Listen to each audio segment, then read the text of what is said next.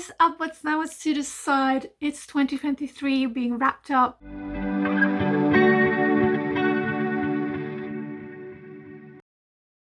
My new resolutions for 2023: have a good reading routine, which I've already started, and read a little bit every single day. Yeah, I would kind of say yes. I read a lot of books this year, and I had a reading routine where I would wake up in the morning, drink coffee, and kind of habit stack. So I would drink coffee and then I would read whilst drinking my coffee.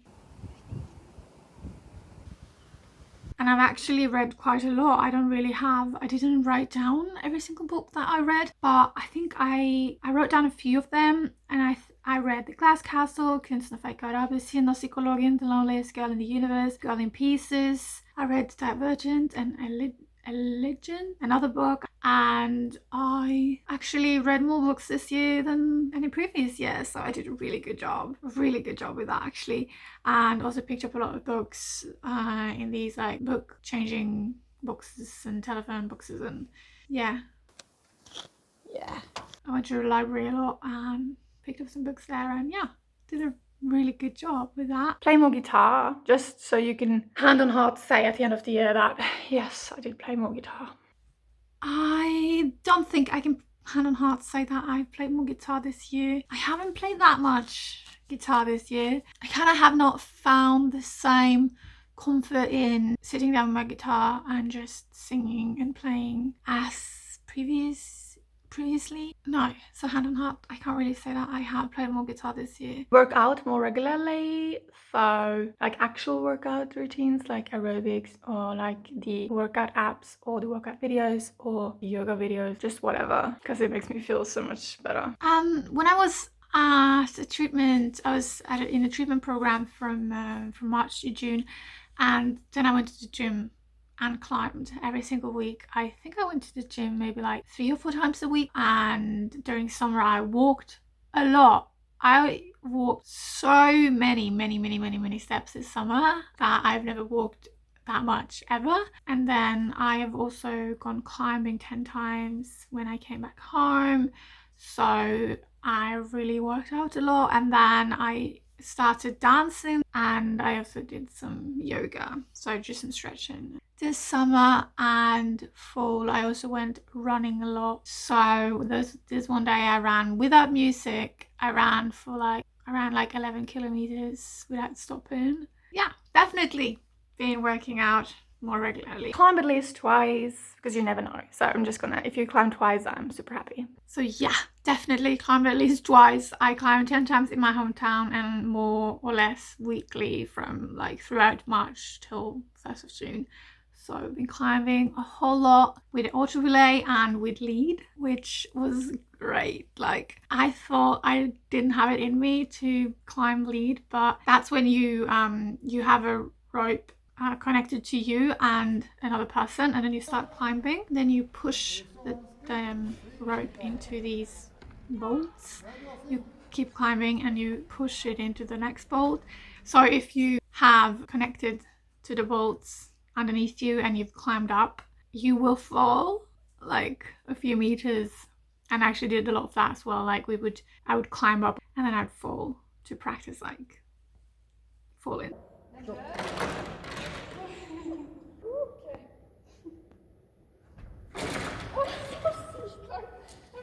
Play the piano as regularly as you can. Absolutely not. You know, the best thing would be to play every single day, but can't you just keep that as like a daily goal? Like, ooh, did I play the piano today or did I not? Not had a daily routine, barely even played monthly. No, I really not been playing guitar or piano as much as I would want. Do Duolingo, and here I'm just gonna add in there, let's get a 365-day streak or more. Yes, I kept my streak and I did Duolingo every single day, and I'm now up at, I have a streak of 387 days. Don't drink soda or eat chips that like gummy candy. Just you know, stick to the chocolate and the ice cream. I can't really say that I kept this. I began drinking Pepsi again, I think in March, because I was impatient and I was very bored, and Pepsi was like fuzzy and fun and tasted good. Like, there was just one day when I was impatient, I came there with the bus and I went all over. It was a Sunday. I went all over town to try and find a store that was open that sold potato chips. I left the others on my bus to go and find a Sunday open store because I'm craving salty chips so freaking much. You know, the curly one, and I couldn't find it. That's where my potato chips addiction started, and I had a lot of potato chips this summer, and so no, I can't really say that. I also restarted my candy routine this fall. I just went back to buying candy, you know, and you can buy in like bulk when you pick out the candy yourself. Walk 10,000 steps a day, but I know this can be hard, so if you're like really ill with like a headache or whatnot, then of course I'm not gonna force it, but like as a general rule, I think it's good. Walk 10,000 steps a day, absolutely. As I said, I walked so much all year because I started going places, and so I would walk there, and so I would move a lot more because I was in agoraphobia recovery. Yeah, so instead of making this very difficult for myself, I'll just put on the screen my weekly scores throughout the year of how much I've walked. You can kind of make up an idea of how much I've actually walked. Write 2 short stories.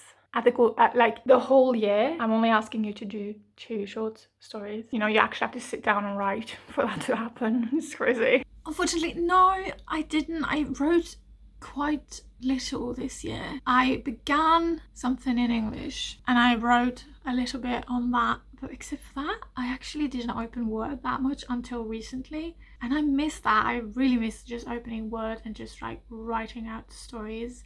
So no. Meet my friends more often and to either meet them or call them every single day. So I've been running into a lot of friends on the streets, and I also had a lot of coffee dates. I've called my friends less this year, except for like a few. Like I have a couple of friends that would call me and I would call them. So it's Jenny, for example. Bästa chokladen, det var bra choklad. But that's fine.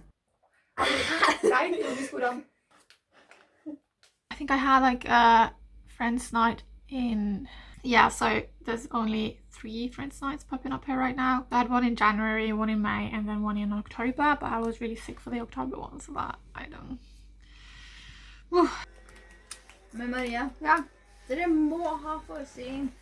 Oi. Vi ser så barn.